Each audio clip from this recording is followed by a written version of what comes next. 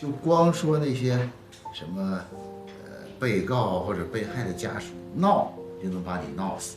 我还记得啊，我判第一个杀人犯的时候，啊，我是严格按照罪行还有量刑的标准来执行的。结果呢，这个被告觉得判重了，他的家属啊一直跟我闹完这儿闹那儿，最后闹到了北京。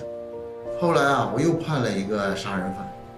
我觉得啊，这个杀人犯呢，这个自首的，他的赔偿款呢及时到位，我就觉得可以从轻，就判了一个死缓2年执行。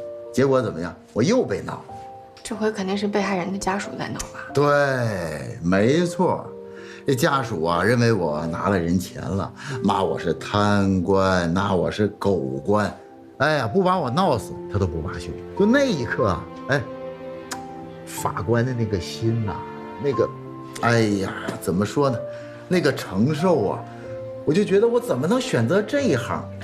是的，接下来还会有让人更加沮丧的事情，比如说社会对你的评价，还有人身攻击。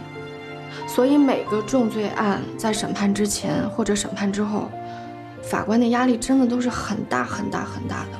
道理我都明白，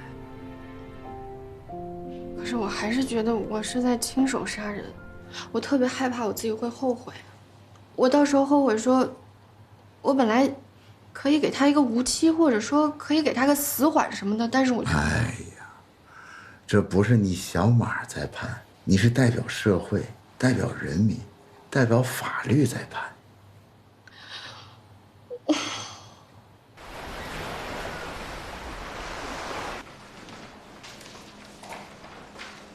哈哈哈哈！万事俱备啊，就等着开庭宣判了。马拉松啊，行不行？当然行。你呀，现在就安心的写判决书，啊，等到呈报上去以后，审委会通过，继续上报。承办法官就应该丢掉压力啊，让书记员开庭宣判。还能这样啊？你们别说啊，一个小女孩，啊，接手那么一个案子，看着血淋淋的尸体照片，还有那些个内脏解剖照片，照样是吃得下、睡得着。这就说明什么？这就说明马拉松，你就是一个合格的刑庭法官。谢谢牛老的鼓励，谢谢牛老，谢谢。哎，小马同志，带你去一个地方，好好放松放松。啊？什么地方？集体活动，终于有集体活动了啊！走！牛老啊，今天这个就不带您了，因为不太合适啊。走了。行，哎，回来。我说过我要参加你们的活动了吗？行，我自作多情，拜拜。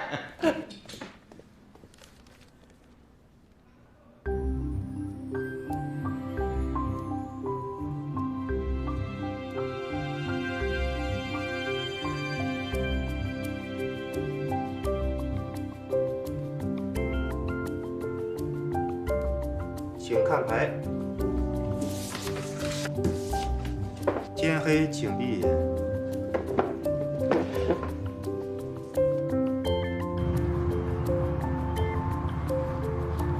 怎么样，小马同志？咱们可是连赢3把啊！你现在有没有感觉信心满满？啊，这一晚上狼人杀玩的，我觉得比上班查案都还累呢。真的，我这大周末我连男朋友都没陪，就陪你们哐哐查杀了。我们的办案原则是，重证据不轻信口供。如果证据确实、证据链完整，就算是被告人从头到尾一句话不说，也就是所谓的零口供，我们法院照样可以给他定罪。相反，如果被告人有了口供，但是证据不完整，证据链不充足，那么法院呢是不可以随便给人定罪的。所以，马拉松，我相信你。谢谢你们！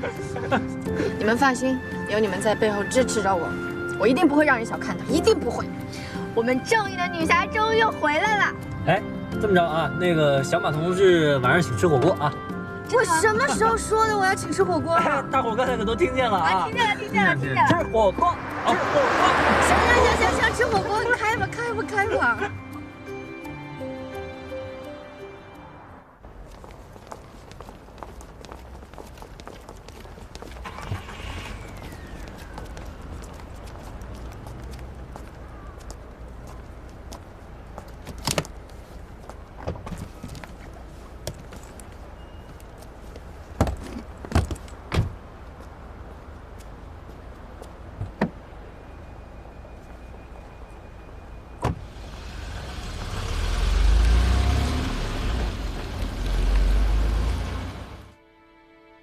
下面宣读判决书，全体起立。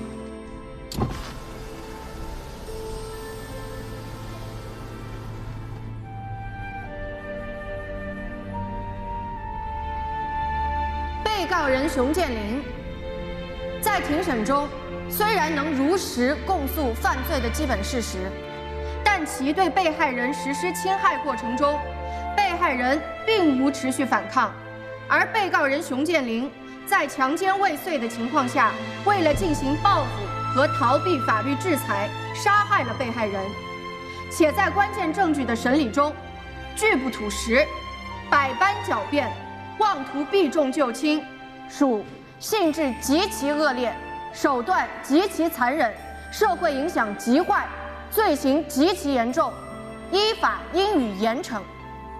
依照《中华人民共和国刑法》第232条、236条第1款、第5款以及274条之规定，判决如下：被告人熊建林犯故意杀人罪，判处死刑，剥夺政治权利终身；犯强奸罪，判处有期徒刑10年；犯敲诈勒索罪，判处有期徒刑7年，收缴敲诈所得款项人民币81300元。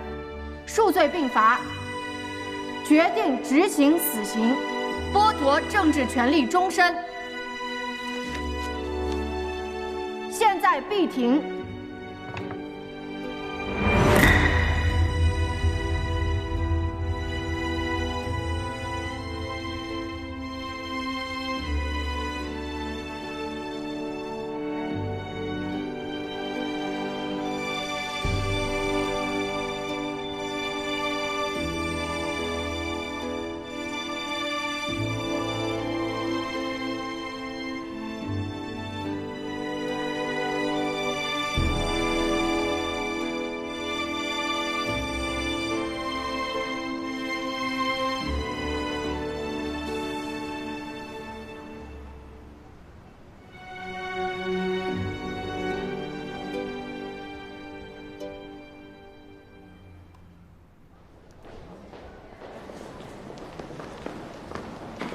马法官，哎，祈愿说让你吃完饭去他办公室找他，他等着你呢。好，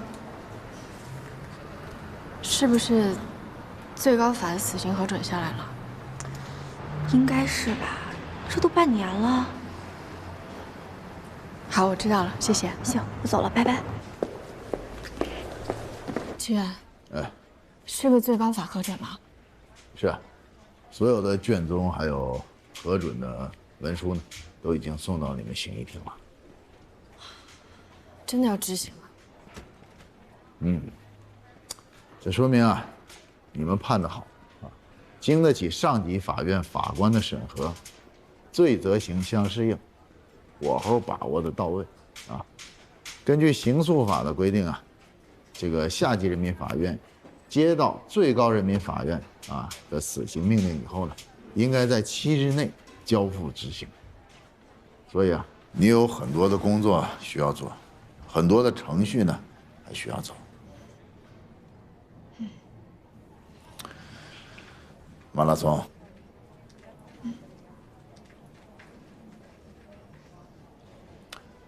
加油！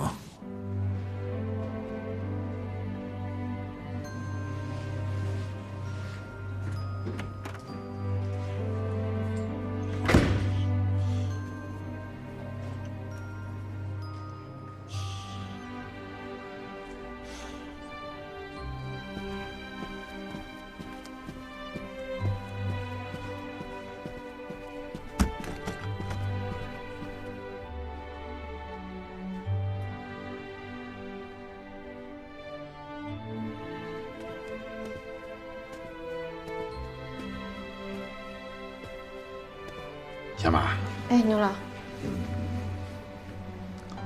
提醒你一下，你是侦办法官，按规定呢，你必须亲自送你的当事人上路。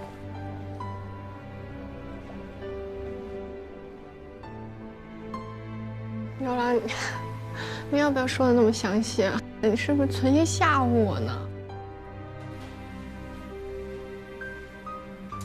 抱歉，抱歉，但这必须是你要做的。我知道我自己最先要做的是什么，我会尽快通知熊建林的近亲属，如果他们还有最后见一面熊建林的要求的话，根据最高法院对于刑法的司法解释，人民法院应予安排给予满足。电话我来打，所有的诈尸都由我来做，你就做那些重要的。不用，牛老，庭里不是有法官助理吗？不用麻烦您的。我不是跟你说过吗？我啊，早就想通了，未来这几年啊，我就好好的为咱们庭的这些法官做助理，做好后勤保障工作。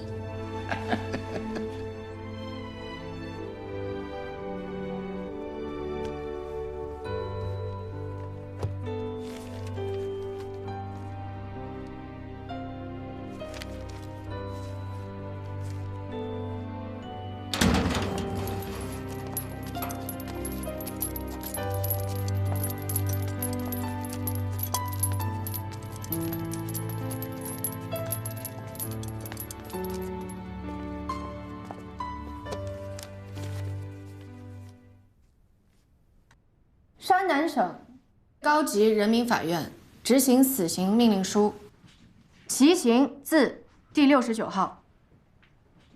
齐州市中级人民法院根据《中华人民共和国最高人民法院依法授权高级人民法院和解放军军事法院核准部分死刑案件的规定，本院已依法核准犯有故意杀人罪的罪犯熊建林死刑。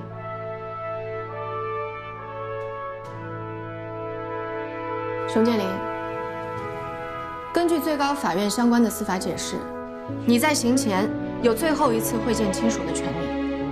我们已经通知了你老家的亲属，你父母、2个姐姐，还有姐夫、大哥，还有大嫂，还有一些其他的亲戚，他们都会在3天以内到。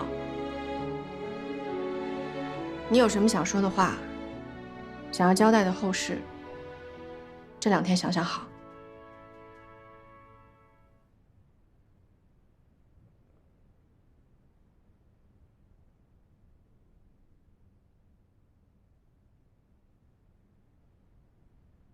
熊建林，我说的意思你听明白了没有？不见了。你不见？你为什么不见啊？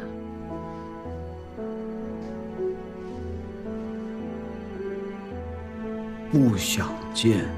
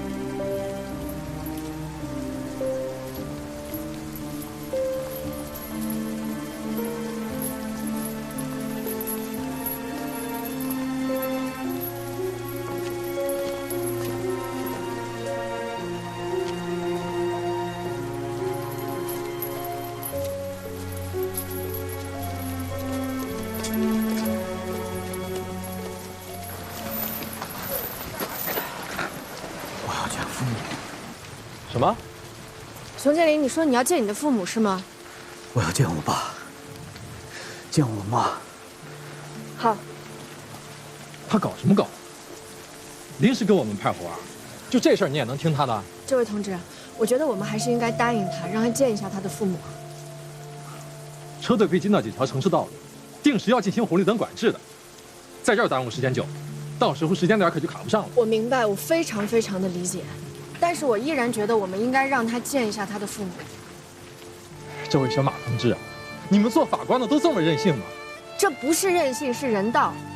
根据最高法院就2012年新刑诉法给出的最新司法解释，我们人民法院应该根据实际的情况给出具体适当的安排。哎，好了好了，犟不过你，在哪儿见？要不就在这儿吧。几个人？哎，人多了可不行啊，安全防范第一。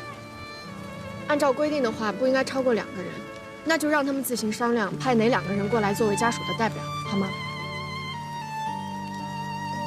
带家属。谢谢。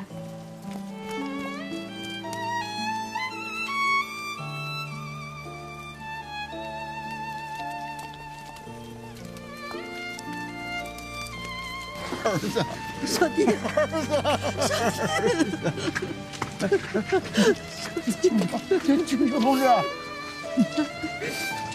妈妈进不来，给了我这个手帕，让手帕代替他摸一下儿子的头，可以吧？可以吗，同志？您检查一下。可以。谢谢，谢谢，儿子。你妈来摸你了，儿子。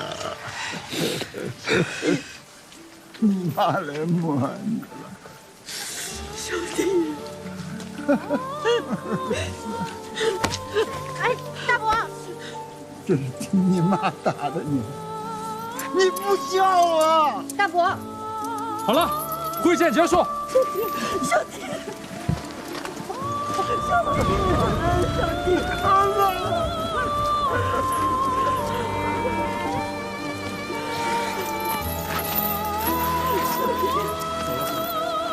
马上上车，全体出发。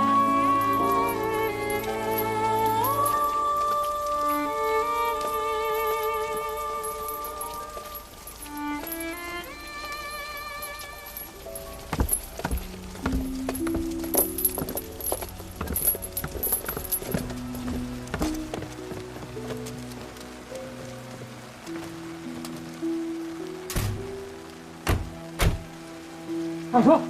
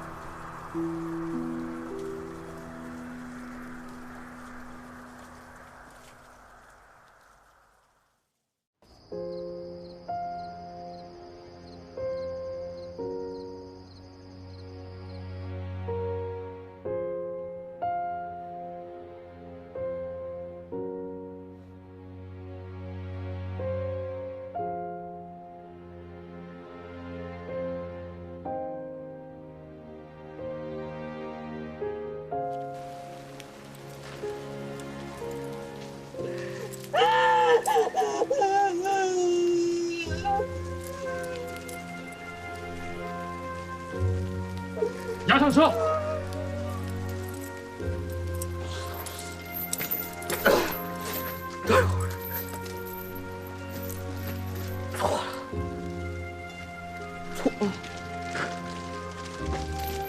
我在法庭上撒谎。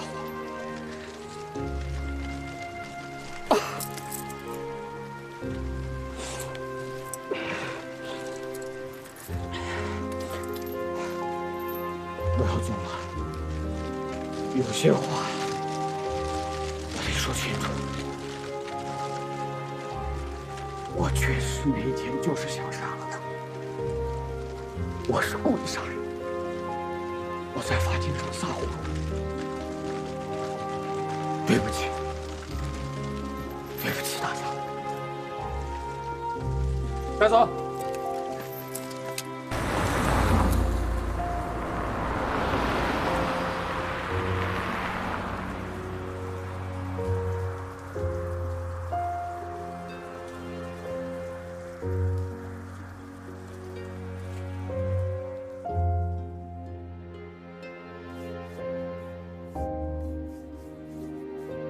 天黑，请闭眼。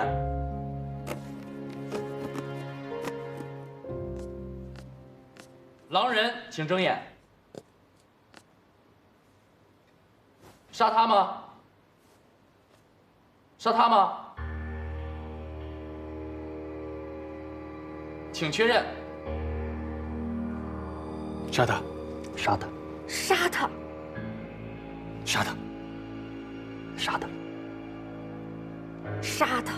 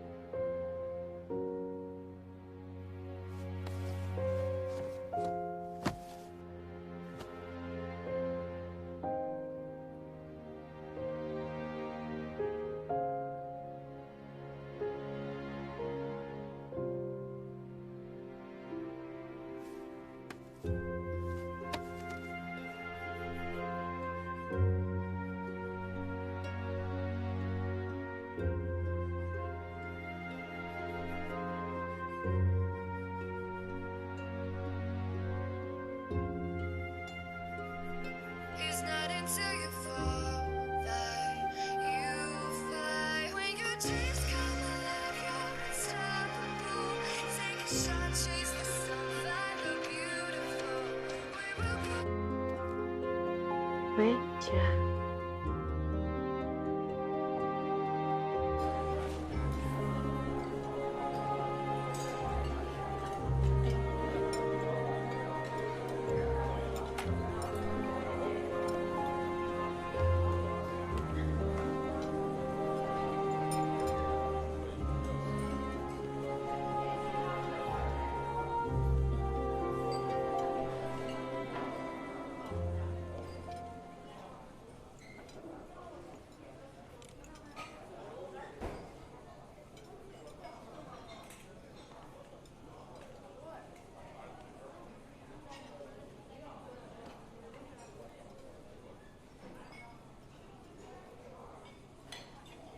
不是说好了跑步吗？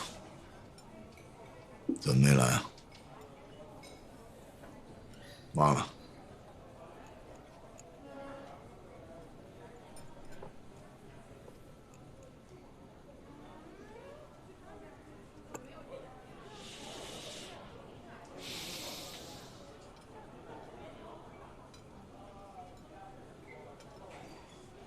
还是因为熊建林的事儿？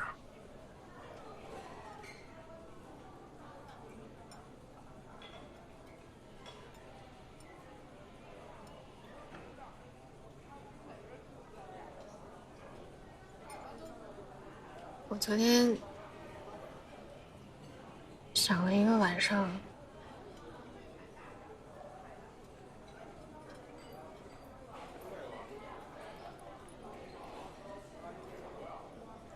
我觉得我好像不大适合当法官。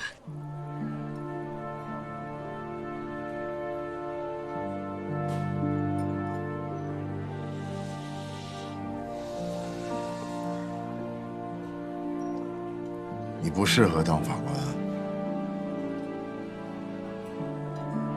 你适合干什么？律师、运动员、马拉松。如果每一个法官审完案子都有你这种情绪，我们社会的公平和正义谁来维护？那些受伤害的人谁来保护？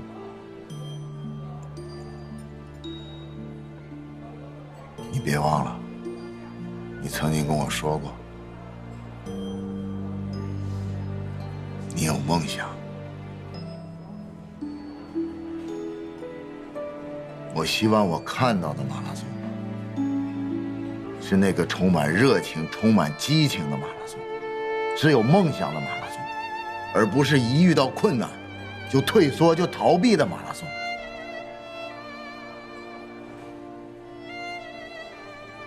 你说你为了熊建林这个案子，放弃了你之前所有的努力，放弃了你自己一辈子的梦想，知道吗？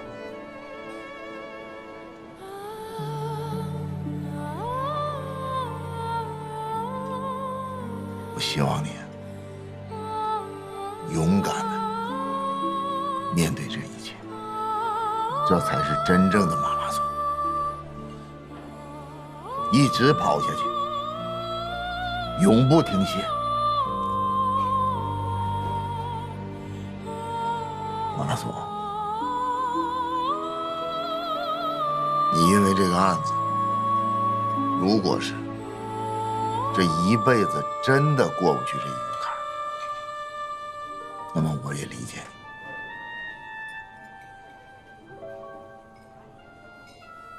把你的辞职报告拿来。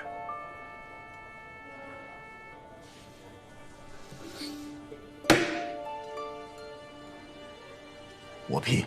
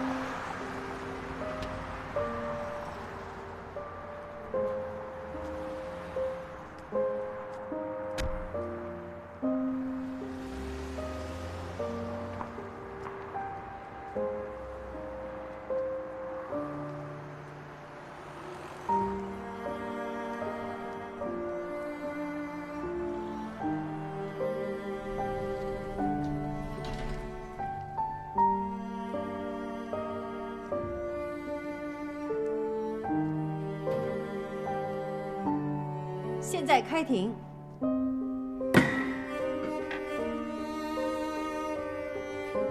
根据《中华人民共和国刑法》第67条第3款，被告人虽不具有前2款规定的自首情节，但是如实供述自己罪行的，可以从轻处罚。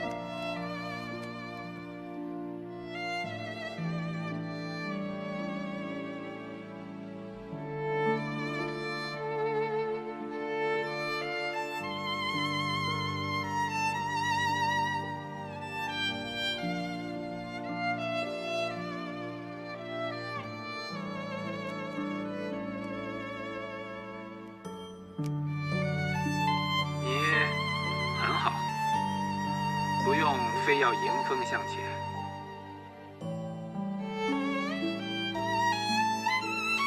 你很好，不用非要迎风向前。你很好，不用非要迎风向前。你很好，不用非要迎风向前。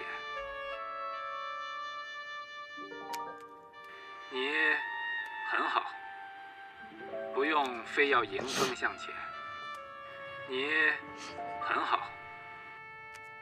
你很好，不用非要迎风向前。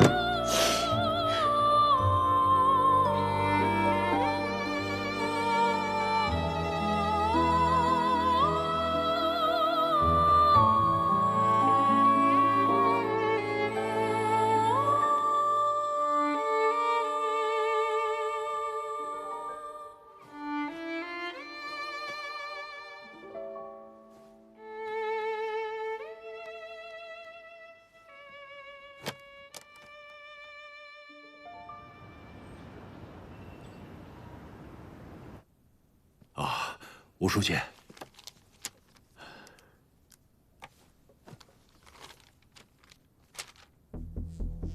搞什么名堂？这么大的事情，怎么没上报？幸好这事儿知道早。其实记者把稿子还有视频都拍好了，就差送审了。幸亏我那个同学，他呀偶然看到了。来电话才把这事儿赶快压下来了。哎，这上面说，彩云山庄1期楼盘的发售4年了未交房，那购房者怎么至今才来维权？因为彩云集团的信誉一直非常好，直到这次彩云集团龙国号跳楼事件出来，才把所有的情况反映出来，引起了购房者的恐慌和愤怒。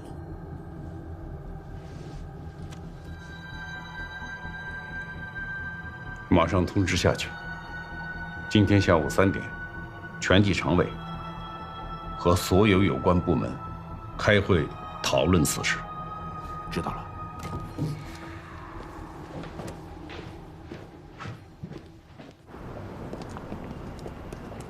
怎么样？最近被告人的家属有没有骚扰你？就他大哥给我打了个骚扰电话。说让我给他弟弟偿命，然后我就说，随便啊，反正我的命又不是我一个人的，自然有人不会让你随便把它拿走。哎，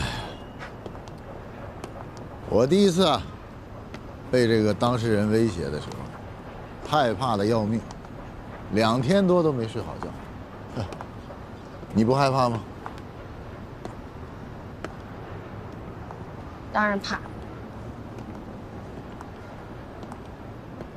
害怕呀，不是什么丢人的事儿，偶尔的软弱，那不是真正的软弱，有可能啊，对生命的重新的认识，啊，有时候啊，这个被告人临刑的时候，那个眼神，啊，乞求的、悲哀的，也很叫人难忘啊。刚下判书的时候，我觉得特别痛快。我觉得就应该这样吧，法当其罪。可是到后来，我看到他和他家人生离死别的样子，我的心里就只剩下怜悯了。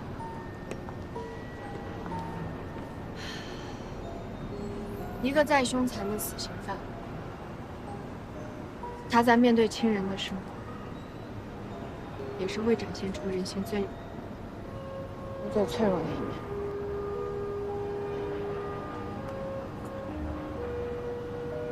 马拉松，曲小燕肯定对你特别感恩，感谢。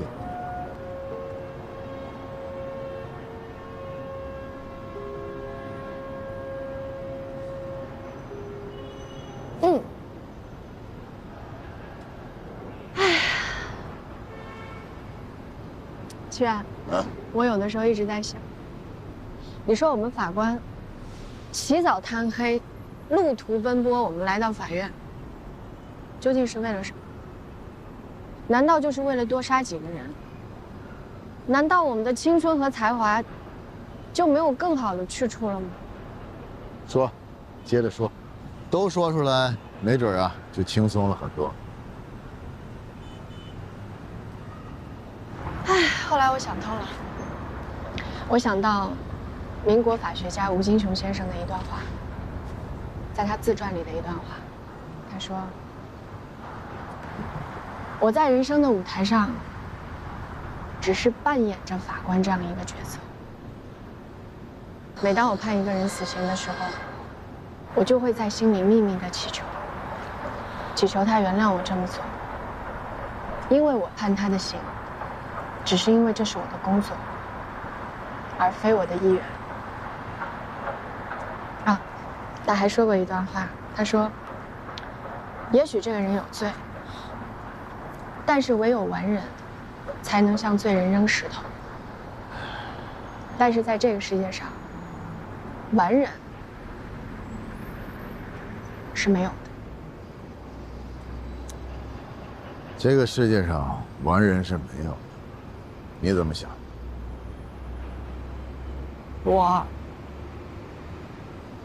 我在第一次看到吴先生这段话的时候，非常不能够理解，所以我在心里，我偷偷骂他，我说这个人说话怎么那么假大空，甚至都觉得他说话有点伪善。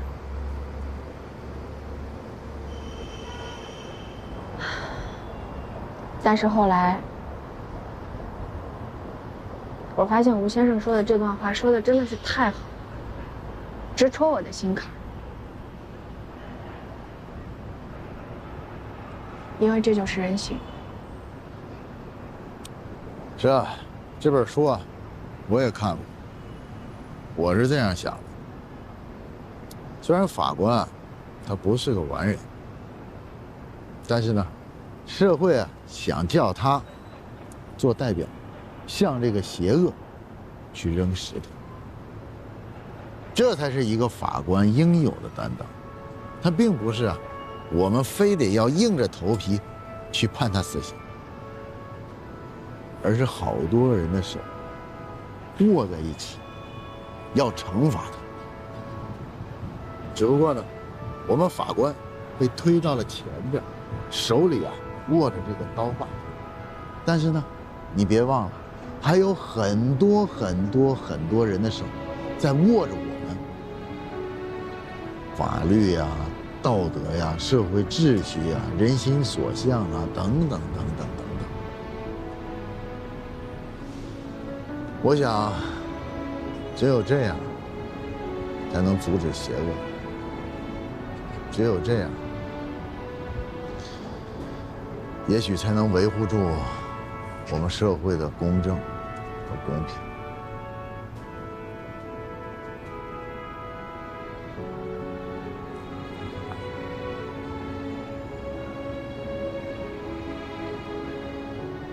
齐远，每次我有迷茫的时候，我觉得你的话对我来说都特别重要。请您再赐我一碗鸡汤，浇灌一下我的心灵，好不好？哎呀，我可没有什么心灵的鸡汤，可能只有时间呢，才能浇灌心灵。我没有什么鸡汤，哎，但是我有肩膀，咱们可以肩并肩，互相依靠。